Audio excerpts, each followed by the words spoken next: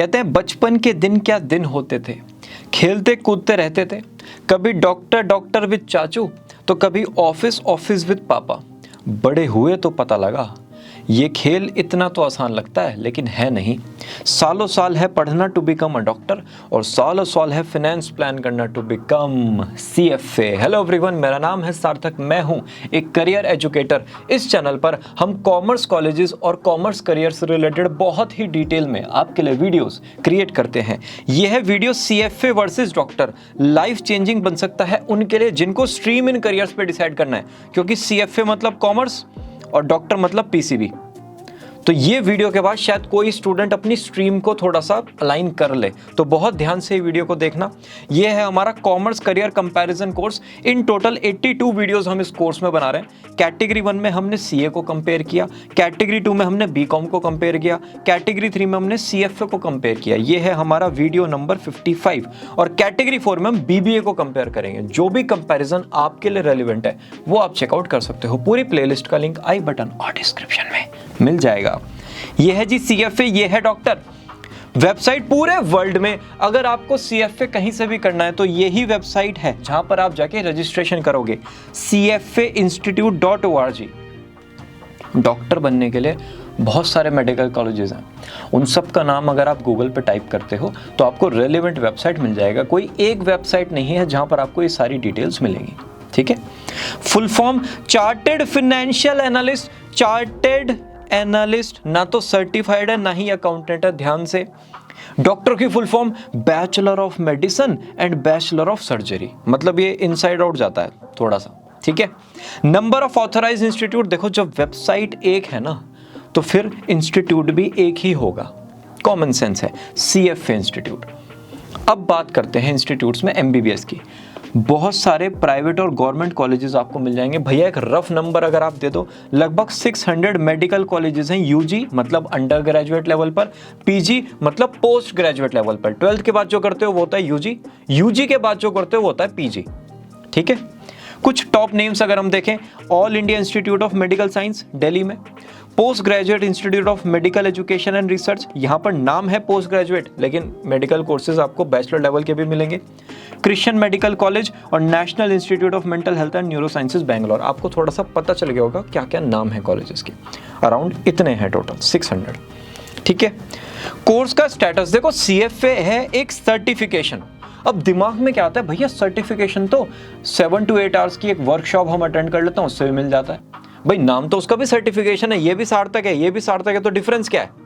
ये सर्टिफिकेशन में लगता है टाइम, और आप जब मार्केट में जाते हो ना, एम्प्लॉयर्स के पास जाते हो, वो इसको PG के इक्विवेलेंट कंसिडर करते हैं। इतनी वैल्यू है, PG मतलब पोस्ट ग्रेजुएशन के इक्विवेलेंट। तो ये टेंशन मत लेना, सर्टिफिकेशन है, अच्छा खासा वैल्यू है मार्केट में। MBBS है UG डिग्री, UG बोले तो under graduate degree. Level of the course CFA में है टोटल 3, लेवल 1, लेवल 2, लेवल 3, ये तीनों क्लियर, CFA खत्म, भारत माता की जय। यहां पर है 9 सेमेस्टर्स जो 3 लेवल्स में डिवाइडेड है। एक है प्री क्लिनिकल जिसमें आएंगे फर्स्ट और सेकंड सेमेस्टर, पैरा क्लिनिकल जिसमें 3, 4, 5 3 सेमेस्टर आएंगे, और क्लिनिकल जिसमें 6, 7, 8, 9 4 सेमेस्टर्स आएंगे। भैया अगर टोटल करें 9 सेमेस्टर का तो 4.5 ईयर्स बैठते हैं, ठीक है। तो कोर्स तो 5.5 ईयर्स का है। 1 ईयर की एक इंटर्नशिप होती है, कंपलसरी कोर्स का पार्ट है, जो आप किसी भी non profit medical organisation, rehab वगैरह किसी के भी साथ कर सकते हो, ठीक है। एलिजिबिलिटी क्राइटेरिया, अगर CFA करना है आपके पास बैचलर डिग्री होनी चाहिए। भैया मुझे तो बैचलर डिग्री से पहले करना है, मुझे तो 12th के बाद स्टार्ट करना है। अगर 12th के बाद स्टार्ट करना है तो देखो 3 लेवल होते हैं, लेवल 1, लेवल 2, लेवल 3। अपनी ग्रेजुएशन में एडमिशन ले लो, लेवल 1 क्लियर कर दो, लेवल 2 की कोचिंग स्टार्ट कर दो, लेकिन जब लेवल 2 के पेपर का टाइम आएगा उस टाइम तक आपका ग्रेजुएशन कंप्लीट हो जाना चाहिए। मतलब 3 साल में आप सिर्फ लेवल 1 क्लियर कर सकते हो, बाकी आपको उसके बाद ही क्लियर करने पड़ेंगे, चाहे कोचिंग पहले ले लो, ठीक है। या फिर आपके पास 4000 पेड आवर्स का वर्क एक्सपीरियंस हो, लगभग 2 ईयर्स का। ये 3 में से कोई भी एलिजिबिलिटी है। तो क्लास 12th स्टूडेंट के लिए सबसे ज्यादा तो ये वाला है, उसके बाद ये है, फिर उसके बाद कुछ टाइम के बाद 3rd वाला आएगा। अगर आपको डॉक्टर बनना है 10+2 विद PCB स्ट्रीम, भैया PCB कंपलसरी है, हाँ जी कंपलसरी है। मेडिकल का कोई भी कोर्स करना है आपको PCB स्ट्रीम ही चूज करना पड़ेगा, और कोई ऑप्शन है ही नहीं। राइट। अगर पीसीबी स्ट्रीम नहीं ली 11th में, ऑटोमेटिकली मेडिकल में 95% कोर्सेज आपके लिए बंद हो गए अच्छे कॉलेजेस से। अब आ जाते हैं कॉस्ट ऑफ एनरोलमेंट की तरफ। सीएफए का कॉस्ट है 2.5 to 3 लाख रुपीस। थोड़ा सा डॉलर अमाउंट ऊपर नीचे होता रहता है, तो दिल पे मत लेना, लेकिन इतनी फीस आ जाती है अगर हम सारे पेपर्स वगैरह की मिलाएं तो। यहाँ पर अगर आप देखोगे गवर्नमेंट कॉलेज से एमबीबीएस हुआ तो 5 to 20 लाख रुपीस, मतलब इससे भी कम में ही हो जाएगा, 20 लाख से भी कम में ही हो जाता है।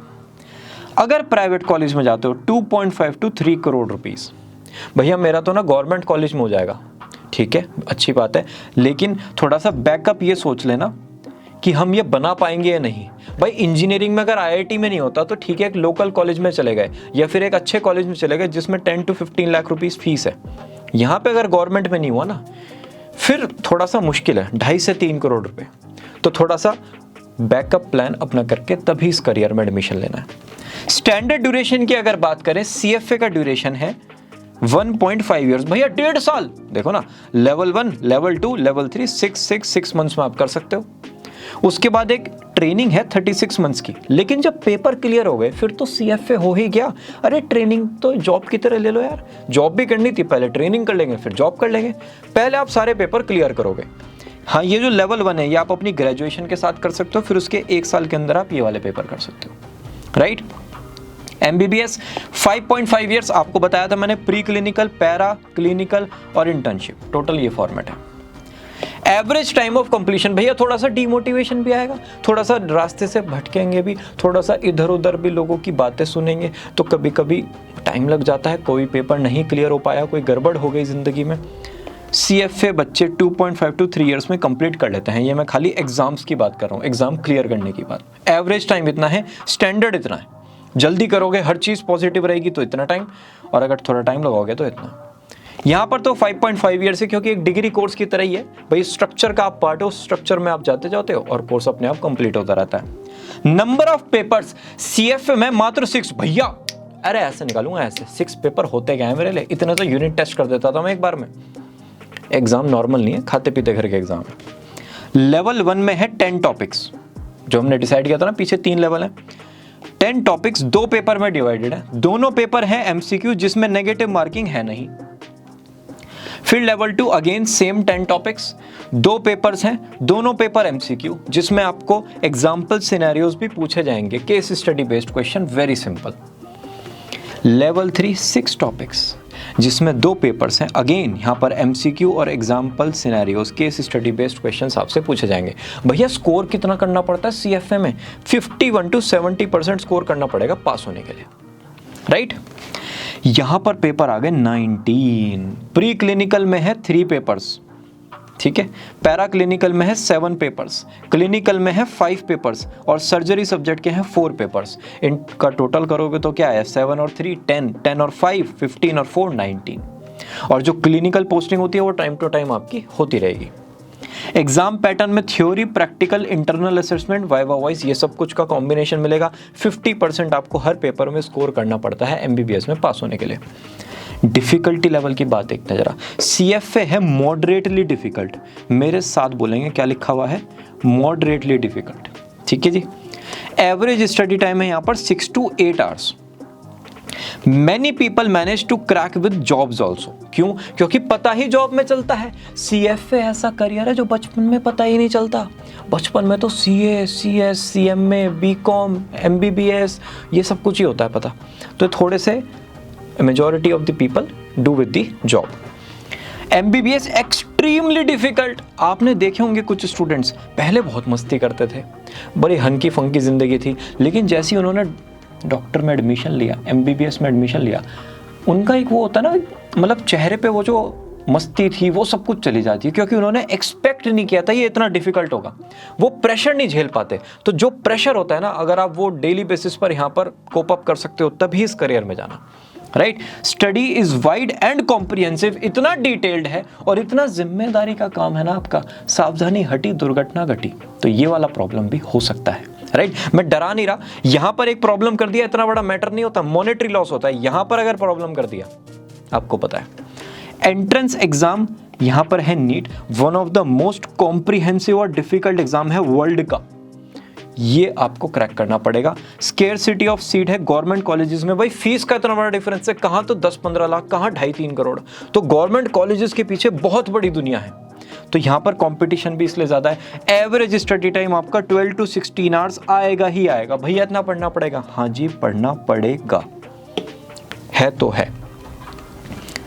पासिंग परसेंटेज अगर हम देखें CFA में तो है 40 to 50%। अगर 100 स्टूडेंट्स गए तो 50 उसमें से बाहर आ जाएंगे CFA बन के, बाकी नहीं कर पाते, बीच में छोड़ देते हैं, ग्रेजुएशन के साथ निकल जाते हैं, दैट्स इट। आप देख सकते हो फेब 2022 का लेवल 1 35%, 43 के आसपास और 42% के आसपास, ठीक है जी। MBBS में 100%। देखो एडमिशन लेना मुश्किल है एक अच्छे कॉलेज में, अगर एडमिशन ले लिया फिर तो 100 स्टूडेंट्स ने एडमिशन लिया तो सारे बाहर तो निकलेंगे ही डॉक्टर बन के, भले नंबर कम हो ज़्यादा हो वो डिफरेंट बॉल ऑफ गेम है, लेकिन बाहर तो आएंगे ही, ठीक है जी। प्लेसमेंट ऑफ फ्रेशर्स, CFA में डायरेक्ट कैंपस प्लेसमेंट नहीं होता, इंटरनेशनल किसी भी सर्टिफिकेशन में नहीं होता, चाहे ACCA में चले जाओ, CFA USCM में किसी में नहीं होता, हर एक में आपको वेबसाइट पर जाना पड़ता है। तो यहाँ पर भी ऐसी है, CFA इंस्टीट्यूट की वेबसाइट पर आपको जाना है, वहाँ पर जॉब अलर्ट फैसिलिटी अवेलेबल है, जैसे इस टाइप से है ना, आपको ये जॉब फंक्शंस मिल जाते हैं। जॉब फंक्शंस आप चेक करते हो, आप यहाँ पर टाइप भी कर सकते हो कीवर्ड कि मुझे किस टाइप का जॉब चाहिए, फिर आप उनको सेव कर सकते हो, डिटेल्स चेक कर सकते हो, अप्लाई कर सकते हो, उनका रिक्वायरमेंट्स चेक कर सकते हो। तो ये पूरा मैकेनिज्म CFA इंस्टीट्यूट की वेबसाइट पर अवेलेबल है, ठीक है। तो यहाँ से आपको प्लेसमेंट मिल जाता है। हाईएस्ट सैलरी होती है 20 लाख और एवरेज होती है 4 to 5, किसकी? CFA की। ये मैं फ्रेशर की बात कर रहा हूँ, जो एकदम बना है उसकी बात कर रहा हूँ। यहाँ पर कैंपस प्लेसमेंट अगर देखें, डायरेक्ट प्लेसमेंट के लिए अपॉर्चुनिटीज अवेलेबल नहीं है, लेकिन अगर किसी ने MBBS कर लिया वो खाली नहीं बैठता। अमाउंट ऊपर नीचे हो सकता है कि भाई जितनी एक्सपेक्टेंसी थी उतना जॉब नहीं मिला, लेकिन खाली नहीं होते, ठीक है जी। शॉर्टेज है इंडिया में अच्छे डॉक्टर्स की, कल भी थी, आज भी और कल भी रहेगी। हाईएस्ट सैलरी देखें 18 to 20 lakh rupees, average salary है 5 to 6 lakh rupees. Done. Top corporates CFA के लिए हो गई ये, और MBBS के लिए तो आप सबको पता ही है, Medanta, Apollo, max, Fortis, Escorts और भी बहुत सारे हॉस्पिटल्स हैं। ग्रोथ प्रोस्पेक्ट्स की अगर बात करें, भैया CFA के बाद मन है कुछ तूफानी करने का, तगड़ा। MBA फाइनेंस कर लेना यार टॉप कॉलेज से, भैया नहीं कुछ और बताओ। एग्जीक्यूटिव प्रोग्राम कर लेना किसी आईवी लीग कॉलेज से, जो टॉप 10 कॉलेज है ना वर्ल्ड के, उनसे आप एग्जीक्यूटिव प्रोग्राम कर सकते हो, जहां पर 5 इयर्स का मिनिमम वर्क एक्सपीरियंस चाहिए और एक सॉलिड प्रोफाइल चाहिए। इनसे कुछ बेनिफिट होगा, बाकी कर तो कुछ भी सकते हैं। जॉब ग्रोथ की अगर बात करें, CFA के लिए जितनी भी टॉप जॉब पोजीशंस हैं, CIO, CFO, director finance, VP finance, सब कुछ ओपन है। आपको टेंशन लेनी ही नहीं है कि मैं सीनियर मैनेजमेंट का पार्ट बन सकता हूं या नहीं, सब कुछ हो सकता है। Each and everything can happen. Higher education option MBBS के बाद MD करना ही पड़ेगा, स्पेशलाइजेशन कोर्स है। उसके बाद बहुत सारे वर्टिकल्स में ना मेडिसिन के डिफरेंट कोर्सेज भी अवेलेबल हैं, 6 मंथ्स का, 1 ईयर का, 2 ईयर का, अब्रॉड जाके होते हैं कुछ 10 मंथ्स के, आप उनमें भी एनरोल कर सकते हो। फ्यूचर जॉब ग्रोथ देखो, अगर नेम बन गया और थोड़ा सा नेम फेम ठीक ठाक आ गया तो फिर आप एक अच्छे लेवल तक जा सकते हो किसी अच्छे ब्रांड के साथ, नहीं तो आप अपनी खुद की प्रैक्टिस कर सकते हो, वो भी आपको पता है। Average age of marriage CFA का होता है 26 to 28। क्यों? क्योंकि 21 से 22 में CFA कंप्लीट हो गया, 4 to 5 इयर्स में सैलरी थोड़ी एडजस्ट हो गई, इस एज में शादी कर ली, ठीक है। और अगर साथ साथ कोई हमसफर था, कॉलेज का प्यार, बचपन का प्यार, ही हा हूँ, फिर तो बात ही अलग है। यहाँ पर होती है मोस्टली आफ्टर 30, और ज़्यादातर इसीलिए डॉक्टर्स से होती है क्योंकि साथ में ही करियर में है भाई। 5.5 इयर्स तो एक तरफ, उसके बाद 2 इयर्स का MD एक तरफ, फिर उसके बाद 2 to 3 इयर्स का सेटलमेंट एक तरफ, तो सबको टाइम लगता है एक साथ, इसलिए डॉक्टर की हमेशा डॉक्टर से ही शादी आपको मिलती है, मोस्टली आफ्टर 30 होगी। रिस्पेक्ट इन सोसाइटी, CFA की अवेयरनेस कम है Tier 2 सिटीज में, उनको लगता है CA नहीं कर पा रहा होगा इसलिए CFA कर रहा है। Tier 1 में एक रिकॉग्नाइज्ड करियर, सबको पता है हाँ CFA क्या होता है, कैसे होता है। Tier 2 में तो थोड़ी सी अभी कम अवेयरनेस है, धीरे धीरे हो रही है। Tier 3, Tier 4 में तो पता ही नहीं है CFA क्या है, ठीक है जी। यहाँ पर रिस्पेक्ट, अगेन रिस्पेक्टेड प्रोफेशन है, आपको इक्विवेलेंट टू गॉड कंसिडर किया जाता है अगर आपको अपना काम अच्छे से आता है। फ्रीलांस वर्क अपॉर्चुनिटीज किस में? चार्टर्ड फाइनेंशियल एनालिस्ट में। देखो आप इन्वेस्टमेंट एडवाइस दे सकते हो पार्ट टाइम बेसिस पर, भैया किसको? इंडिविजुअल्स और फर्म्स को। आप पार्ट टाइम टीचिंग कर सकते हो, आप ये blogging, content creation, writing, podcasting, YouTube creator, fintech influencer, Instagram influencer, इस पूरे वर्ल्ड में आ सकते हो। अच्छा, ऐसा ज़रूरी नहीं आप फ्रंट एंड पे रहो, आप किसी के साथ बैक एंड पर भी वर्क कर सकते हो।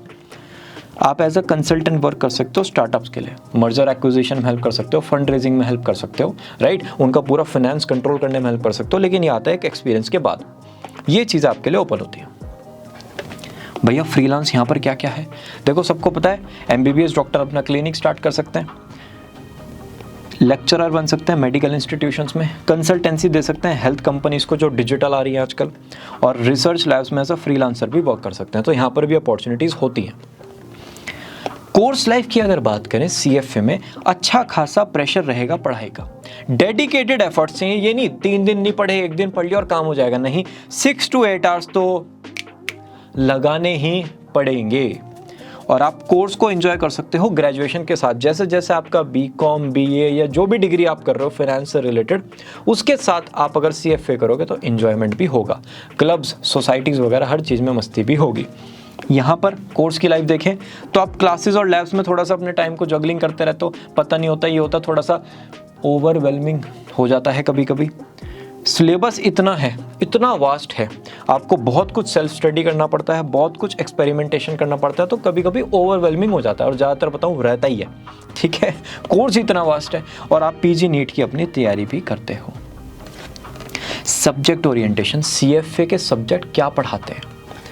वेल्थ, पोर्टफोलियो मैनेजमेंट, इन्वेस्टमेंट और इकोनॉमिक्स। भैया समझ नहीं आया, जैसे फार्मर को वीड्स का पता होता है, पेस्टिसाइड्स का पता होता है कि कितना कहाँ पर ज़रूरत है, ऐसा नहीं वो भर देते हैं अपने लैंड को, जितनी लिमिटेड रिक्वायरमेंट है उतना यूज़ करते हैं। ऐसी आपके सब्जेक्ट्स हैं, वो आपको सिखाएंगे कि पूरा का पूरा इन्वेस्टमेंट का बेसिक क्या है, और कहाँ पर किस टूल को कितना यूज़ करके इवेल्युएट करके आंसर डालना, एक अच्छा साउंड पोर्टफोलियो बनाना है, ठीक है जी। यहां पर सब्जेक्ट ह्यूमन एनाटॉमी से लेके बायोकेमिस्ट्री तक बहुत कुछ है, एक एग्जांपल में कवर ही नहीं कर सकते, माइक्रोबायोलॉजी, गायनोकोलॉजी, सर्जरी, सब कुछ है। बस इतना आप समझ लो कि ये जो MBBS है ना, एक जेनेरिक, क्या लिखा है, जेनेरिक मेडिसिन कोर्स है, जेनेरिक। यहां पर आप सब कुछ पढ़ोगे, जिसमें इंटरेस्ट बना उसमें चलेगा फिर स्पेशलाइजेशन, हाँ या ना? हाँ जी। MBBS के बाद असली गेम आएगा MD और MS में, आपके स्पेशलाइजेशन कोर्सेज में। वर्क ओरिएंटेशन, भैया सब्जेक्ट तो समझ में आ गए, पढ़ना क्या है, अब आगे काम भी तो करेंगे। तो CFA काम क्या करता है? मैनेजमेंट ऑफ मनी करता है जी, आगे मैं पढ़ ही नहीं रहा। जैसे आप कभी घर का नक्शा बनवाते हो, ये किसी को देखा हो आपने होम मैप बनाते हुए, आर्किटेक्ट के पास गए हो, तो वो ना हर चीज़ की प्लानिंग रखते हैं कि भाई ठीक है, ये बच्चे का रूम हो गया, ये किचन है, ये इतनी बड़ी होगी, ये ड्राइंग रूम, अच्छा आप यहाँ पे लैपटॉप पे वर्क भी करते हो तो चलो यहाँ पे ये भी लगा देते हैं, अच्छा डाइनिंग टेबल यहाँ पे आएगी, अच्छा मंदिर आपको यहाँ पे चाहिए, अच्छा ये मास्टर बेडरूम हो। हर एक की रिक्वायरमेंट का ध्यान रखा जाता है, तब घर बनता है। हर कोई बताता है कि मम्मी को क्या चाहिए, पापा को क्या चाहिए, बच्चों को क्या चाहिए, फिर एक घर का मैप बनता है, उस हिसाब से प्लानिंग होती है, राइट। सेम केस में है पोर्टफोलियो। CFA ध्यान रखता है कि भाई ठीक है, एजुकेशन लोन भी आएगा, घर भी बनाना है, हेल्थ का भी ध्यान रखना है क्लाइंट को, बच्चों की शादी भी करनी है, तो वो उस हिसाब से पूरा का पूरा पोर्टफोलियो मैनेज करते हैं। डन होगी बात, ये काम है। अगर आप ब्रांड्स के साथ वर्क कर रहे हो तो उस हिसाब से बात होगी, अगर आप इंडिविजुअल लेवल पे वर्क कर रहे हो तो फिर उस हिसाब से बात होगी। यहां पर आ गया वर्क में to help people to stay healthy, काम ही है भैया, कुछ टेक्निकल सा लिखते हैं भाई, बेसिक तो यही है, बाकी सोच कुछ भी लो। जैसे शेफ होता है, सुबह से लेकर रात तक खड़े रहते हैं और जो डिश का रिक्वायरमेंट आता है वो डिश अच्छे से बनाते हैं। बहुत ही फिजिकली ड्रेनिंग वर्क है और बहुत ही मेंटली ड्रेनिंग वर्क है, थोड़ा सा भी नमक ज़्यादा गड़बड़। तो बस ऐसा ही काम है डॉक्टर का। शेफ हैं एक तरीके से, फिजिकली भी और मेंटली भी, दोनों तरीके से उनका करियर बहुत ड्रेनिंग है और हमेशा 100% देना है, राइट। कॉमन ट्रेड्स कहते हैं एप्टीट्यूड, पर्सनैलिटी, इंटरेस्ट, API, ये तीनों जहां पर मिल जाए ना, ये वाला जो एरिया होता है इसको कहते हैं आइडियल करियर, ठीक है जी। देखते हैं आपका मिलता है नहीं मिलता। एप्टीट्यूड होता है CFA का एनालिटिकल, चीजों को एनालाइज करते हैं, क्वांटिटेटिव के साथ क्वालिटेटिव भी। जैसे मेकअप आर्टिस्ट होता है ना, उनको पता है क्या चीज, कौन सा प्रोडक्ट किस फेस पे कितनी क्वांटिटी में लगाना है और लगाना भी है या नहीं, कला है ये। आपने देखे होंगे कुछ फेसेस पे बहुत ही गंदा मेकअप हो जाता है 1 से 2 घंटे बाद, क्यों? क्योंकि मेकअप आर्टिस्ट को क्वांटिटी का आइडिया नहीं था, उसने ज़्यादा लगा दिया, ये कम लगा दिया, तो वो फिर मेकअप थोड़ी देर बाद गड़बड़ हो जाता है। तो जैसे मेकअप आर्टिस्ट है, बिल्कुल सटीक हर चीज़ का पता होना चाहिए, ऐसी CFA है, हर चीज़ का आइडिया होना चाहिए, कहाँ कितनी कैसे रिक्वायरमेंट। यहां पर हो गया डिटेल ओरिएंटेड एप्टीट्यूड होना चाहिए किसका, डॉक्टर का, और कीन ऑब्जर्वर्स। जैसे म्यूजियम के क्यूरेटर होते हैं, आप कभी म्यूजियम में गए हो, म्यूजियम में इतना सब कुछ है, लेकिन वहाँ का जो क्यूरेटर है, जो वहाँ को सब कुछ मैनेज करता है, उसको हर चीज़ के बारे में पता है कि कितनी पुरानी है, क्या यूज़ है, कैसे आई थी, क्या सिग्निफिकेंस, सब कुछ बता देगा वो आपको। सेम केस है डॉक्टर के साथ, हर चीज़ के बारे में डिटेल ओरिएंटेड पता होता है, पूरी की पूरी बॉडी स्ट्रक्चर उन्हें पता है, राइट। अब आ जाते हैं पर्सनैलिटी की तरफ। किसकी पर्सनैलिटी? CFA की है शार्प पर्सनैलिटी, एक्सीलेंट नेटवर्किंग और कम्युनिकेशन स्किल्स और strong decision making abilities. Tesla की कार देखी है कभी? आप कभी यूट्यूब पे देखना या गूगल पे वीडियो देखना, सॉरी गूगल पे सर्च करना, यूट्यूब पे वीडियो देखना, तो वो ना सेल्फ ड्राइविंग कार है। अरे सेल्फ ड्राइविंग का मतलब अपने आप चलती है, अपने आप पार्क हो जाती है, डिसीजन अपने आप ले सकती है। बस ऐसा ही CFA का पर्सनैलिटी है। कम्युनिकेशन बहुत ज़बरदस्त है और अपने आप डिसीजन ले सकते हैं, शार्प हैं, बहुत ज़्यादा विजिलेंट है, राइट। पर्सनैलिटी आ गई जी, इंटेलिजेंट है, हाईली एथिकल है, ट्रस्टवर्दी होते हैं डॉक्टर। ये तो बहुत बड़ी चीज़ है जी, डॉक्टर साहब आप संभाल लेना, आपको पता है बात। हार्ड वर्किंग होंगे और पैशनेट होंगे। जब तक अपने काम से प्यार नहीं होगा ना, एक अंदर से वो आएगा नहीं कि डॉक्टर के साथ यार जस्टिस करना है मुझे अपने काम के साथ। You need to be passionate, you need to help the people, वो बैक ऑफ द माइंड हमेशा होना चाहिए। जैसे डॉक्टर नरेश त्रिहान है ना, इन्होंने हार्ट सर्जरी में एक रेवोल्यूशन किया, आपको नहीं पता तो पता होना चाहिए, इस लेवल का पैशन चाहिए भाई। Interest, deep interest in growing the money. CFA का इंटरेस्ट होता है पैसे को ग्रो करने में।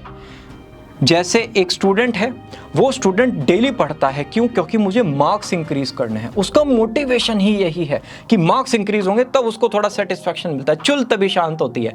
ऐसी CFA है, इनका थोड़ा सा ना ग्रोथ की तरफ होता है। अगर आज थोड़ा सा पैसा ग्रो हो गया, वो जो एप्स है उनमें पैसा ग्रो हो गया, ब्लड सर्कुलेशन इंक्रीज हो जाता है, राइट। यहाँ पर deep interest in curing the people. आपने कभी आर्टिस्ट को देखा है? आर्टिस्ट की जिंदगी में कुछ भी हो, अपनी पेंटिंग वो कंप्लीट करते हैं, चाहे दुनिया इधर से उधर हो जाए। ऐसे ही आप हो, अगर कुछ भी हो जाए ना, आप इंसान को क्योर करके छोड़ोगे, चाहे कितनी भी प्रॉब्लम आ जाए।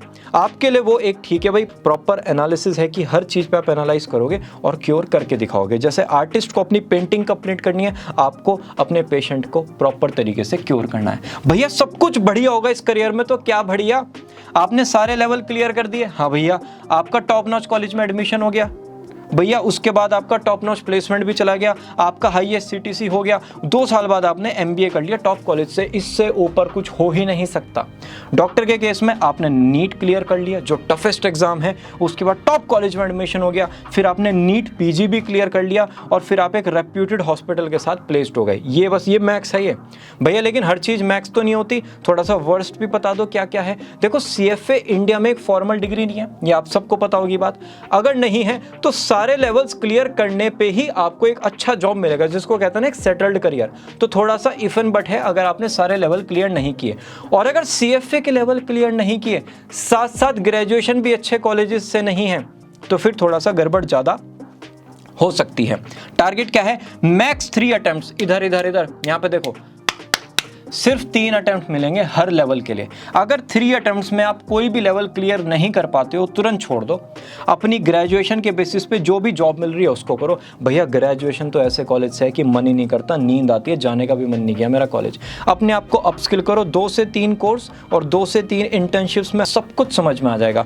उसके बाद जाओ मार्केट में, 1 से 2 साल में करियर शेप हो जाएगा। लेकिन ज़्यादा टाइम यहाँ पर नहीं लगाना, बहना नहीं है अटेम्प्ट्स के साथ। वर्स्ट केस पे आ जाते हैं जी डॉक्टर के। आपका ना नीट नहीं हो रहा और 2 अटेम्प्ट में नीट नहीं हुआ, भैया मेडिसिन छोड़ देना, बिल्कुल जाना नहीं। अब केस 1 आपके पास क्या है? ऑल्टरनेटिव मेडिसिन कोर्सेज हैं, जैसे आयुर्वेदा, होम्योपैथी, सिद्धा मेडिसिन, आप इनकी तरफ देख सकते हो। केस 2 आप बायो डोमेन में जा सकते हो कि भाई ठीक है, pharmacy, diet, nutrition, biotech, agriculture, ये वाला डोमेन है। भैया मेरा तो बायो से ना भरोसा ही उठ गया, मुझे तो जनरलाइज्ड कोर्स में जाना है, मुझे स्ट्रीम से नफरत हो गई। केस 3 आप मास कॉम, लिबरल आर्ट्स, फाइनेंस, ये डिफरेंट कोर्सेज में जा सकते हो, जहाँ पर 12th का कोई भी स्ट्रीम का स्टूडेंट जा सकता है। डन होगी बात, आपके पास ये 3 केसेस अवेलेबल होंगे। इसी के साथ ये वीडियो होती है फिनिश। आई होप बहुत ज़्यादा क्लैरिटी हो गई होगी। अभी भी कोई डाउट है, कोई स्पेसिफिक डाउट है, तो आप कमेंट सेक्शन में बता सकते हो। ज़्यादा डिटेल्स चाहिए आप planetstudy.in पर विजिट कर सकते हो। अगर पहली बार इस चैनल पर आए हो और अगर अभी तक लाइक नहीं किया है वीडियो को, तो पाप लगेगा, जल्दी से लाइक कर दो। Will meet you all very soon in the next video. Bye bye.